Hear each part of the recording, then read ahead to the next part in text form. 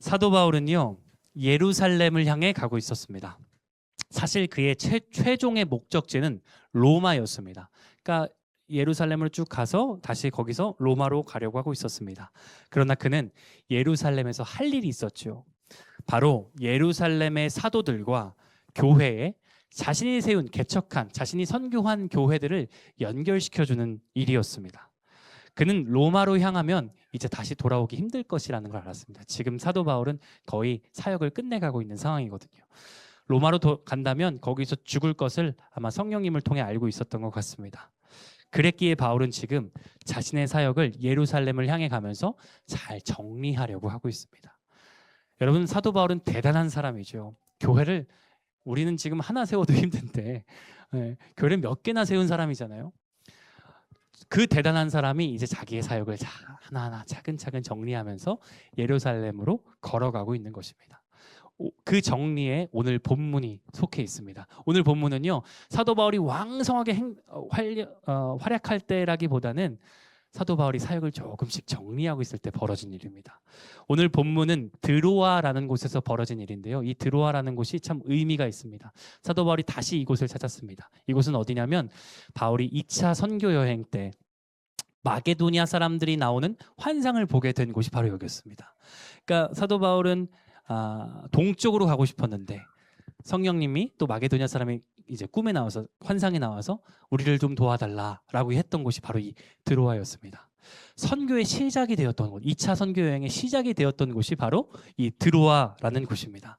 이곳에서 사도 바울은 자기 사역을 조금씩 정리하고 있다는 것입니다. 이런 맥락에서 오늘 본문이 속해 있다는 것을 알면 사실 오늘 유두고가 땅에 떨어져 죽었다는 이야기는 단순히 벌어진 해프닝이 아니라 사도 바울의 사역을 잘 정리해주는 이야기 중 하나라는 것을 알 수 있습니다. 그러니까 우리가 유두고의 이야기를 교회에 오래 다니신 분들은 잘 알고 있겠지만 그냥 떨어져 죽은 게 아니라 오늘은 좀 이런 관점으로 봤으면 좋겠습니다. 사도 바울의 사역을 잘 정리하는 입장에서, 또한 사도 바울이 지금까지 어떻게 사역했는지를 요약해주는 입장에서 유두고의 이야기를 좀 살펴보았으면 좋겠습니다. 오늘 본문을 통해서 오늘 우리 교회에, 이 땅의 교회, 오늘날의 교회에 벌어지는 일들에 대해서 우리도 한번 생각해 보았으면 좋겠습니다. 그리고 우리도 그 일을 경험하기를 주의 이름으로 축복합니다. 오늘 본문 7절입니다. 한번 보시겠어요? 이렇게 쓰여 있습니다. 그 주간의 첫날에 우리가 떡을 떼려 하여 모였더니, 그 주간의 첫날에 이렇게 쓰여 있습니다. 드로아에서 사도 바울은 7일 이레를 묵었다고 성경에 적혀 있습니다. 마침 그 주의 첫날, 즉 일요일이 되어서 그들은 함께 모였습니다. 우리가 오늘 일요일에, 주일에 모인 것처럼요. 여러분이 잘 아시는 것처럼 성경에 나오는 안식일은요, 토요일입니다. 그러나 교회는 예수님이 부활하신 날인 안식 후 첫날, 그러니까 안식일은 토요일인데 안식 후 첫날, 즉 일요일에 모입니다. 엄밀한 의미로 우리는 안식일을 지키는 것이 아니라 안식일의 주인이신 예수 그리스도의 부활을 지키는 것이죠. 기념하고 지키는 것이죠. 그래서 오늘날까지 우리 교회는요, 항상 일요일날, 다시 말해 주일날 교회로 모이는 것입니다. 예수님이 부활하신 날입니다, 오늘. 그래서 교회 전통에는요, 일요일은요 금식도 안 돼요. 여러분, 일요일은 무조건 치팅데이인 겁니다. 네. 다이어트 하시는 분들은 무조건 일요일은 하지 않는 겁니다. 네, 그렇죠?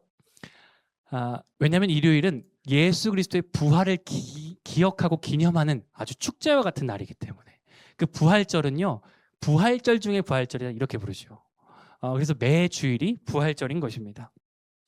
이들이 무엇을 하러 모였냐면, 말씀해 보니까 떡을 때려 모였다라고 기록하고 있습니다. 떡을 때려. 이것은 단순히 식사했다는 뜻이 아니라 떡을 뗐다는 말은 초대교회 전통에 성찬을 했다는 말이죠.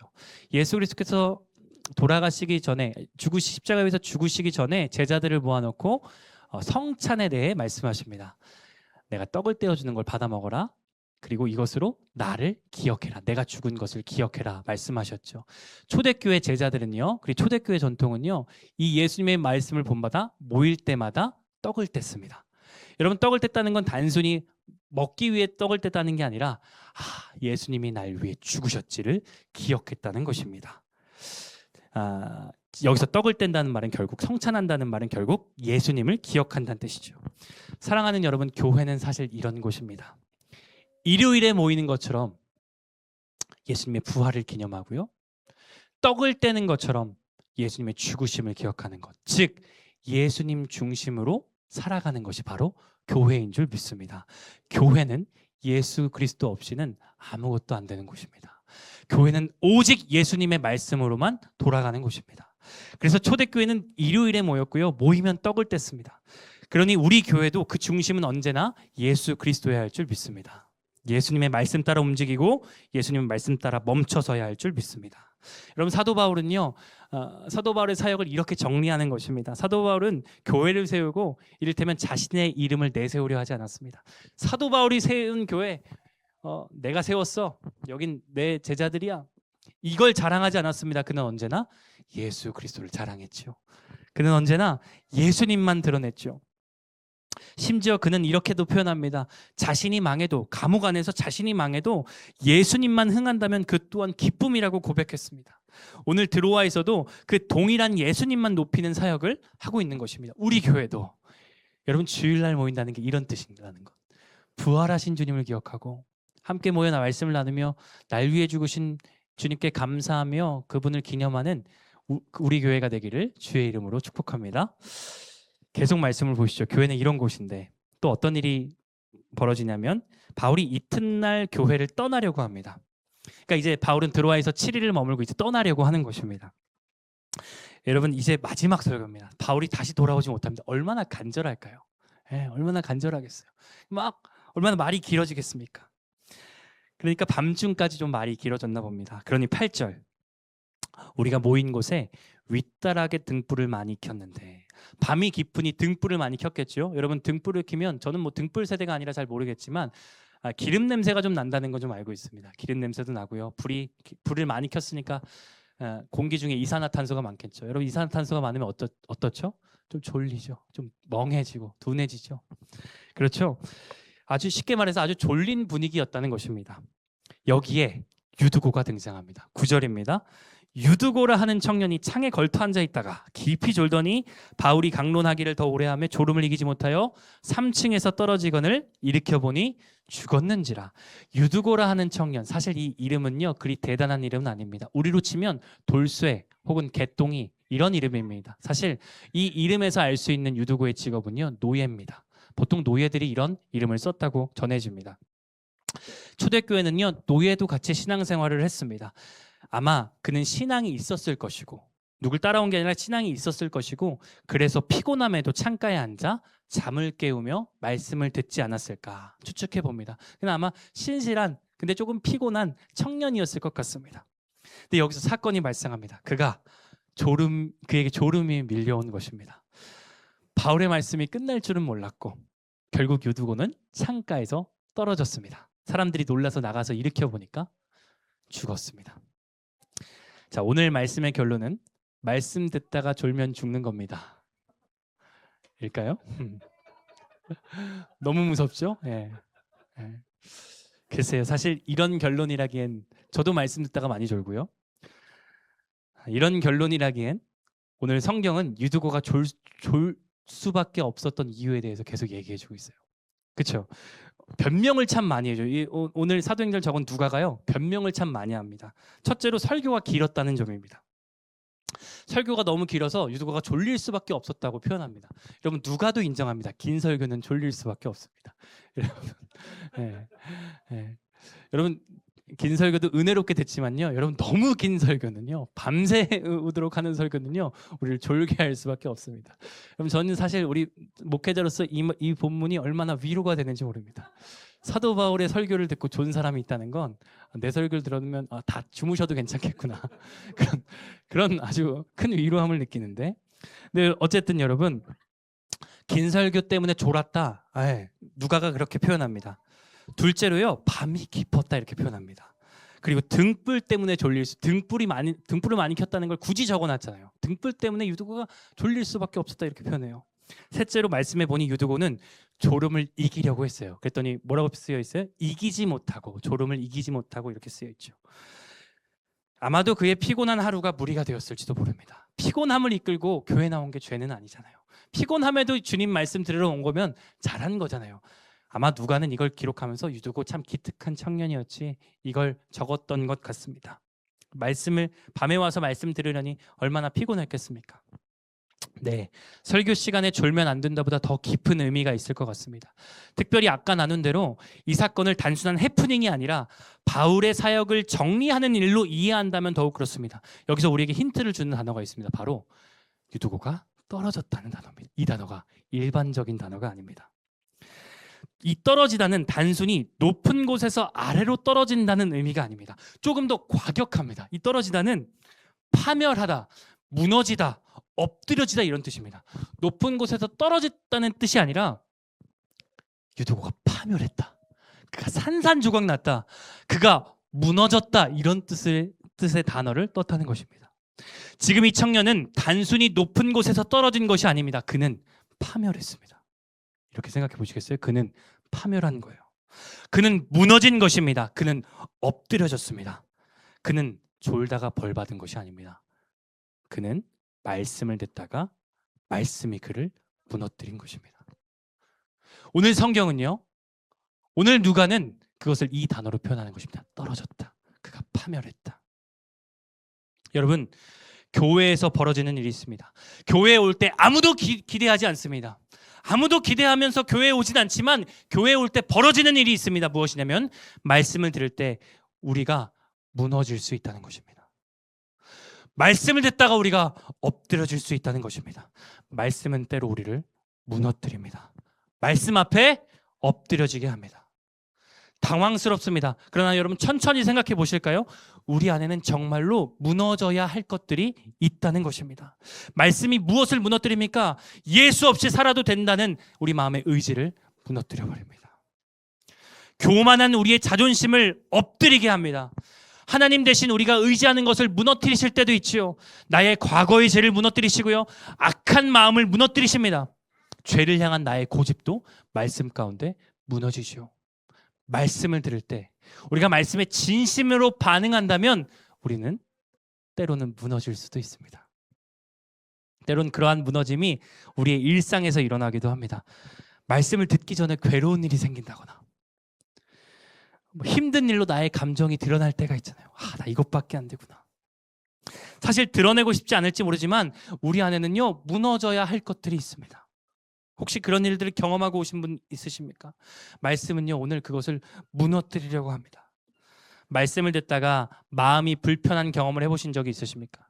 말씀이 막 내 안에 어떤 것을 드러내는 듯한 경험 말입니다. 말하고 싶지 않은데, 알리고 싶지도 않은데, 그냥 알아차리고 싶지도 않았던 나의 사실, 나의 안에 있는 악함과 어려움들을 말씀이 드러낼 때가 있다는 것입니다. 말씀이 막 찌르는 경험 말입니다.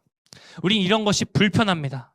이런 것을 기대하면서 주님 앞에 온 것이 아닙니다. 오늘도 아주 그냥 젠틀하고 나이스하게 찬양만 하다 돌아가고 싶습니다. 그런데 오늘 주님이 말씀으로 내 안에 있는 것을 무너뜨리신다면 우린 또 그런 불편한 경험을 해야 할지도 모르겠습니다. 근데 여러분, 한번 생각해 보시겠어요? 불편하다고 피해야 될 것은 아닙니다. 어떤 일은 불편해도 해야 합니다. 살려면 불편해도 해야 할 일이 있습니다. 기분 좋은 일이면 안 해도 괜찮죠. 근데 살 거면, 진짜 살려면 불편해도 해야 할 일이 있다는 것입니다. 부끄러워도 마주쳐야 할 일이 있습니다. 그래서 저는 오늘 믿음으로 권면합니다. 오늘 말씀이, 주님이 여러분을 무너뜨리시기를 축복합니다. 나의 죄, 자존심, 의지하는 것, 과거의 모든 것들 주님이 깨뜨리시길 축복합니다. 왜냐하면 무너져야만 할 수 있는 것이 있습니다. 여러분, 무너져야만 할 수 있는 것이 뭘까요? 무너져야만 할 수 있는 것이 있습니다. 그게 뭐냐면 무너져야만 다시 세울 수 있습니다. 무너지지 않으면 다시 세울 수 없습니다. 주님이 말씀 가운데 우리를 무너뜨리시는 이유는 다시 세우시겠다는 뜻입니다. 주님 말씀 가운데 나를 드러내시는 이유는 치료하시겠다는 뜻입니다. 여러분, 죽어야만 다시 살 수 있는 것처럼 주님의 무너뜨리심은 나를 다시 세우시겠다는 말씀인 줄 믿습니다. 그런데 신앙인은요, 내가 믿음이 있다면 무너질 때 다시 주님을 소망합니다. 이게 믿음이 있는 것이죠. 무너질 때 원망보단 무너뜨리셨으니 주님이 세워주시옵소서. 그러니 믿음으로 담대히 말씀 앞에 서보지 않으시겠습니까? 날마다 죽는다고 고백했던 바울의 고백은요, 사실 날마다 주님이 살려주심을 경험하겠다는 그 은혜의 고백이었습니다. 다시 세우실 주님을 믿고 주 앞에서 고집을 꺾으시기를 축복합니다. 죄로 향하는 발걸음이 꺾이시기를 축복합니다. 그래서 오늘 말씀의 첫 번째 결론은 이렇게 적었습니다. 한번 따라해 보실까요? 말씀 앞에 무너지는 것은 좋은 일입니다. 아멘. 아멘이십니까? 오늘 다 무너질 준비 되셨습니까? 제 앞에 하실 필요 없습니다. 우리 앞에 뭐 공동체로 하실 필요 없습니다. 주님 앞에 단독자로. 자존심 내려놓고 주님, 나를 무너뜨리 주옵소서, 다시 세워 주시옵소서 고백하는 저와 여러분 되길 축복합니다. 오늘 말씀은 우리의 신앙 고백과 마찬가지로 무너짐으로 끝나지 않습니다. 죽은 유두고에게 사람이 보입니다. 그리고 바울도 유두고에게 갑니다. 10절입니다. 바울이 내려가서 그 위에 엎드려 그 몸을 안고 말하되 떠들지 마라, 생명이 그에게 있다, 이렇게 말합니다. 바울이 내려갑니다. 그리고 어떻게 하죠? 그 위에 엎드립니다. 여러분, 놀라운 사실은 여기에 이 엎드린다는 단어가 떨어지다는 단어를 어근으로 쓰고 있습니다. 둘이 비슷한 단어란 뜻이죠. 유두고와 똑같이, 엎드린 유두고와 똑같이 사도 바울이 그 위에 자기의 몸을 엎드린 것입니다. 그리고 그를 꼭 안습니다. 여러분, 저는 여기서 예수님이 생각나더라고요. 여러분도 예수님이 생각나십니까? 바울은 지금 예수님을 예표하고 있습니다. 무너진 우리를 가만히 두지 않으시고 내려오실 필요 없는데 내려오셔서 나를 안아주시는 분, 나와 똑같이 엎드리셔서 나를 안아주시는 분, 엎드릴 필요가 없으신데, 내려오실 필요가 없으신데 우리와 같은 모습으로 오셔서 무너진 우리를 안아주시는 그리스도의 사랑 말입니다. 오늘 무너진 심령마다 주님의 안아주시는 은혜가 넘치길 주의 이름으로 축복합니다. 주님이 내려오셔서 우리를 안아주실 것입니다. 그리고 바울은 이렇게 말합니다. 떠들지 말라. 떠들지 말라. 아마 우리 주변엔 수군대는 소리가 많았을 것입니다. 아마 이 유두구 주변에는요, 뭐야 갑자기 왜 떨어졌어? 얘가 갑자기 졸다가 갑자기 떨어졌어. 엎드려짐을 본 반응들을 말입니다. 불쌍하다, 불쌍해. 누구야 얘? 누구 아들이야? 죽은 거 맞아?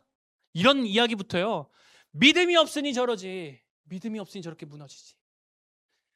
그러니 똑바로 했었어야지. 저 사람은 죽었어. 끝났어. 다신 소망이 없어. 아유, 불쌍해라. 이런 소리들이 얼마나 많이 들렸을까요? 수많은 소리들이 들렸을 것입니다. 사도 바울은 말합니다. 떠들지 마라. 조용히 해. 사람의 무너짐 앞에 떠드는 소리는요, 소용이 없습니다. 도움이 안 됩니다. 여러분, 떠들지 말라는 소리를요, 우리들은 이렇게 들어야 됩니다. 듣지 마십시오. 무너졌을 때 듣지 말아야 할 소리가 있다는 것입니다. 세상이 떠드는 소리 말입니다. 이제 끝났다는 소리, 희망이 없고 소망이 없다는 세상의 소리 듣지 마십시오. 그거 들으며 우리의 마음을 졸이지 마십시오. 사도 바울처럼 우리는 선포하는 것입니다. 떠들지 마. 여러분, 저는요 지금 낭만적으로 무슨 긍정적으로 생각하십시오. 비관적인 건 다 잘못된 겁니다라고 낭만적인 얘기를 하는 게 아닙니다. 저 굉장히 현실적인 사람이에요. 낭만적이고 긍정적으로 산다고 이게 잘 된다. 그러면 좋겠다 진짜. 아유, 참. 저는 그런 무슨 세상의 긍정의 힘 이런 걸 얘기하는 것이 아닙니다. 진짜 소망을 얘기하는 것입니다.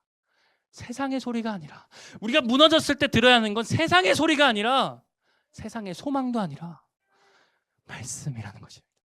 여러분, 사람을 누가 일으키는 것입니까? 사람을 누가 세우는 것입니까? 세상입니까? 아니면 하나님이십니까? 그럼 우린 하나님의 말씀을 들어야죠. 무너졌을 때 우리가 의지해야 될 것은 오직 주님의 말씀뿐인 줄 믿습니다.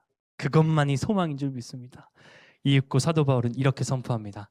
이것은요, 사도 바울의 입을 빌려 주님이 선포하신 겁니다. 이렇게 이야기합니다. 생명이 그에게 있다. 할렐루야. 소망 없는 유두고에게. 유두고 죽었잖아요. 사도 바울이 그거 몰랐을까요? 이것을 적은 누가가 유두고가 죽었던 건지 기절한 건지 몰라서, 누가는 의사였습니다.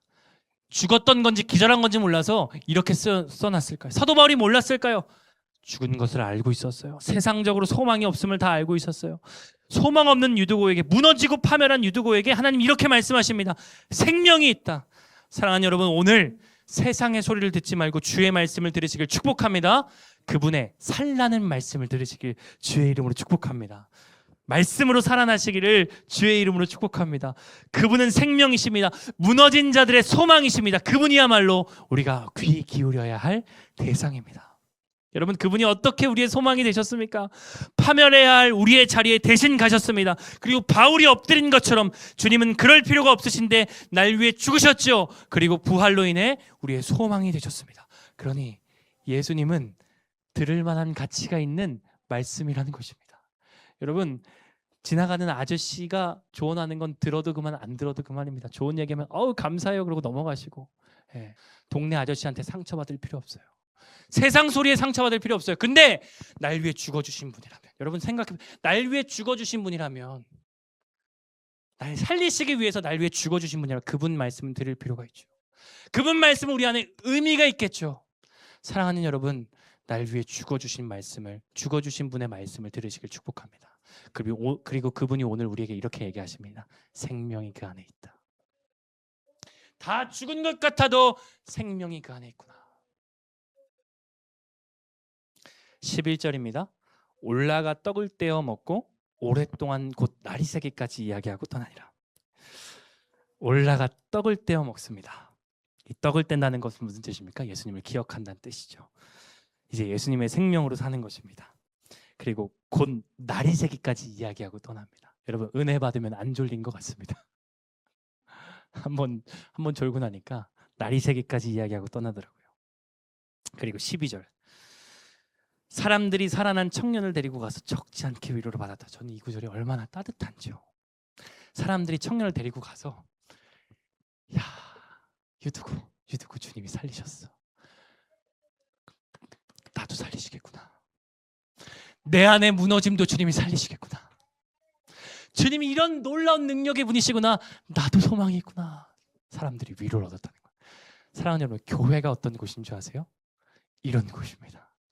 교회는요, 멀쩡해 보이는 사람들이 와서 말씀 앞에 죽고 말씀으로 다시 사는 것, 그리고 그로 인해 모든 사람이 위로를 얻는 곳, 간증이 넘쳐나는 곳, 매일의 간증이 넘쳐나는 곳. 여러분, 이제 아시겠습니까? 그분의 무너뜨리심은 새 생명을 주기 위함입니다. 그분의 엎드리게 하심은 일으키시기 위함입니다. 오늘 이 은혜가 저와 여러분에게 있기를 주의 이름으로 축복합니다. 주 앞에 무너짐을 두려워하지 마시고 오직 일으키심을 소망하는 저와 여러분 되기를 주의 이름으로 축복합니다. 우리 마지막 말씀의 결론 한번 따라해 보실까요? 말씀은 우리를 살립니다. 아멘. 말씀은 우리를 살릴 줄 믿습니다. 말씀 정리하고 기도하겠습니다. 여러분, 우리 교회에도 이러한 일들이 넘치기를 축복합니다. 사도 바울은요, 이런 일들을 계속했던 것입니다. 사도 바울은 가는 곳마다 사람을 말씀으로 무너뜨리고 말씀으로 다시 살리는 일을 계속했던 것입니다. 저는 이 말씀을 준비하면서 우리 교회에도 이런 일들이 풍성하게 충만하게 일어났으면 참 좋겠다. 그냥 여러분, 무너지는 것이요 얼마나 힘든 일입니까? 주님 앞에 무너지는 것은 주님 앞에 무너지는 것. 주님 앞에 강하실 필요 없잖아요. 주님 앞에 강한 척할 필요 없잖아요. 주님 앞에 내려놓는 것은 은혜요 기쁨인 줄 믿습니다.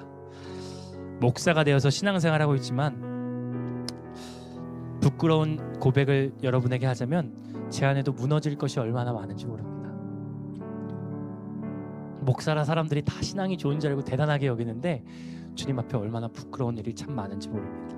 그래서 오늘도 저는 기도하려고 합니다. 주님, 말씀 앞에 나를 무너뜨려 주옵소서. 주님, 무너뜨려 주옵소서. 그리고 다시 세워 주옵소서. 주님, 내 죄를 무너뜨려 주옵소서. 주님, 내 고집을 무너뜨려 주옵소서. 내 과거의 상처, 그게 성이 되어 버렸는데 주님, 그거 무너뜨려 주세요. 내가 아무리 깨려 그래도 깨지지 않아요. 주님, 오늘 말씀으로 무너뜨려 주세요. 유두고처럼 떨어지게 하옵소서. 여러분도 함께 이렇게 기도하지 않으시겠습니까?